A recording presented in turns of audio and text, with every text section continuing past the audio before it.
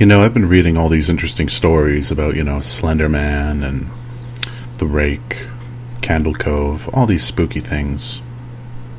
How about I read something really, really scary? It's not often we get an actual account from the killer's point of view, after all. From the files of Murderpedia, Joe Metheny. Classification: serial killer. Characteristics: mutilation. Number of victims: between 4 and 10, possibly more. Date of murders: 1976 to 1995. Date of arrest: December 15th, 1996. Date of birth: 1955. Victim's profile: men and women. Method of murder: stabbing with a knife/strangulation. Location: Baltimore, Maryland, USA. Status: sentenced to death on November 13th, 1998. Overturned July 24th, 2000. Currently sentenced to multiple life sentences. Court's note: Joe Metheny. Joe Metheny reportedly has confessed to killing 10 women in the Baltimore area and has been indicted in the early 1990 murders of Kimberly Spicer, Tony Lynn Ingracia, and Catherine Magaziner. Apparently, after spending time with his victims on what appeared to be casual, normal terms, Metheny felt compelled to strangle the women. He is currently serving life in prison after having his death penalty sentence in the murder of Magaziner overturned on July 24, 2000. And now the really interesting thing. Joe Metheny confession. To start out, I will tell you about myself at the present, which is locked up. I am 48 years old, I weigh about 450 pounds, and it's not all fat. I've been locked up for almost 8 years now. But when one has been sentenced to a couple of life without parole sentences, time doesn't matter anymore. I have no problem with being locked up, for no one put me here but myself, and I deserve to be right where I am at because I had 12 law-abiding jurors tell me so, in a couple of different cases. I was only convicted of 2 murders, and 1 kidnapping for the one that got away. I got 50 years for her. The first murder I was sentenced to life without parole. The second one they gave me the death penalty. I sat on Maryland's death row for 3 years, and they overturned my sentence and gave me another life without parole and sent me down here for the rest of my life. I killed 7 people, 3 men and 4 women. 2 men I chopped up with an axe under a bridge in South Baltimore. I was found not guilty for them because they couldn't prove I did it. Under that same bridge I killed 2 women and 1 man who was fishing who just happened to be in the wrong place at the wrong time. I weighed down their bodies and put them in the river. I showed the police where I put them about 3 years later, but they couldn't find them, so they couldn't charge me for them. My murder rampage started out as revenge, but ended up as a passion for the taste and overwhelming senses of power that one gets from taking another's life. My story. It all started back in July of 1994. I was at work. I was a truck driver. I was working overtime this one night. Then I got off and went home as I always did. But when I opened my door and turned on the light, I noticed there was nothing there. My old lady had taken everything, including my son, and left me. Her leaving wasn't a problem, but she took my 6-year-old son with her. She was a crack addict and a worthless piece of shit. I would have paid for her to get out of my life. All she had to do was take my son over to my mother's house, and she could have had everything else and be gone.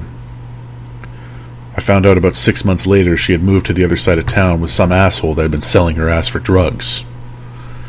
They got busted for drugs and they took my son away from them for child neglect and child abuse.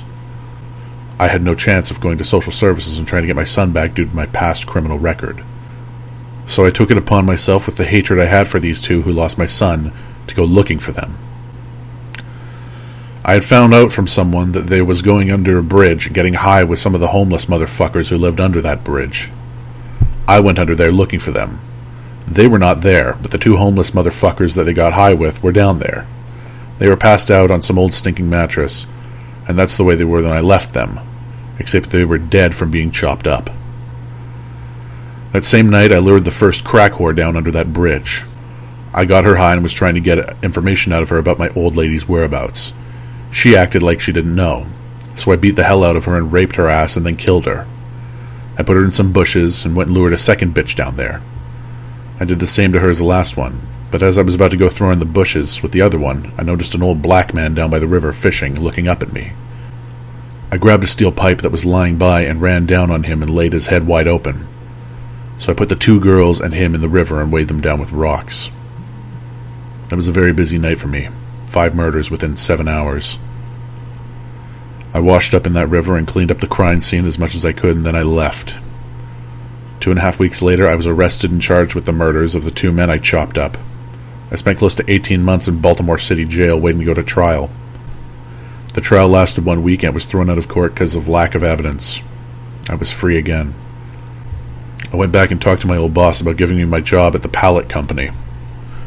There was a little trailer on the property, so I told my boss to let me stay there, and I could keep an eye on the place during the night. He agreed and gave me the keys to the front gate and main building. The company was on a dead-end road and very isolated. It was perfect for what I wanted to do. I lured 2 more crack whores up to my trailer. I killed and butchered their bodies. I cut the meat up, put it in some Tupperware bowls, and put it in the freezer. I buried the remains in several shallow graves in the little woods behind the company.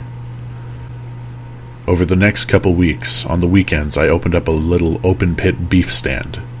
I had real roast beef and pork sandwiches, and why not? They were good. The human body tastes very similar to pork. If you mix it together, no one can tell the difference. Everything was going pretty well until I ran out of my special meat, so I lured up another bitch to my trailer. I got her in there and started to rip her clothes off and knock the hell out of her. She was screaming, but there was no one around except for me, and I just kept on laughing at her.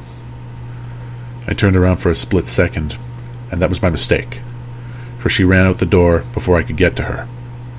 There was an 8-foot chain-link fence with barbed wire on the top of it in front of the company. There was a stack of wooden pallets, however, next to the fence that was about 10 feet high. That bitch scaled those pallets like a monkey and jumped the fence. Then she ran to the main road where some guy in a pickup truck picked her up and took her to a nearby gas station where they called the cops. Well, I knew the cops were on the way, but I didn't run. I gathered up her clothes, grabbed the keys to the gate, went out and opened it. As soon as I stepped out the gate, though, a cop car pulled up. The cop jumped out, pulled his gun on me, and told me to get on the ground. And that's where it all came to an end. They took me down and booked me. She had told them that I was going to kill her like the rest, which was true. They had me sitting in a little room down at Homicide, drilling me and damn near kissing my ass, trying to find out what I had done. They pulled me out of city jail every day for nearly a month, taking me back and forth between the company and the bridge. I had them going crazy over at the company, digging up the remains of those 2 bitches there, because I had their remains buried in 7 different holes. The only thing I feel bad about in any of this is I didn't get to kill the 2 motherfuckers I was really after. That was my ex-old lady and the bastard she hooked up with. Well, that's my story. Horrible but true. So next time you're riding down the road and you happen to see an open-pit beef stand you've never seen before, make sure you think about this story before you take a bite of that sandwich. You never know who you may be eating. For sake of decency, from this whole confession story, I've omitted all the times that Mr. Joe Metheny has laughed.